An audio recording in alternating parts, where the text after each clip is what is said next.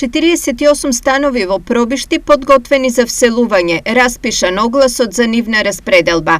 Јавниот повик трае 30 дена и е наменет за 6 ранливи категории на граѓани. Според критериумите, право на учество на огласот ќе имаат деца без родители, кои до својата 18 година биле згрижени во институции за деца без родители, корисници на право на гарантирана минимална помош, под 3 лица погодени од елементарни природни непогоди, 4 лица со попреченост и семејства со лица со попреченост, 5 лица припадници на ромската заедница, социјално загрозени согласно стратегијата за ромите.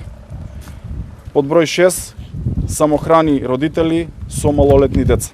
Ова е прва зграда од ваков вид во Пробишти, која решава огромен проблем за семејствата од социјален ризик. Наши сограѓани од овие категории ќе имат можност за прв пат да добијат свој кров на глава, со тоа ние како општина, како локална самоуправа, заедно со Министерството и владата да го олесниме нивниот живот. Комплетно завршени се изградите во Виница и во Свети Никола и тие ќе се распределуваат во следниот период.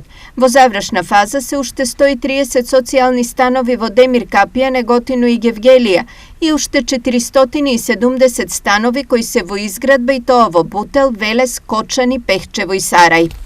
Ние како акционерско друштво по завршувањето на ФП проектот, за кој остануваат уште да се изградат уште 3 социјални згради, сме подготвени за преговори со Централната банка за развој при Европска унија за нов проект за другите општини како социјални згради.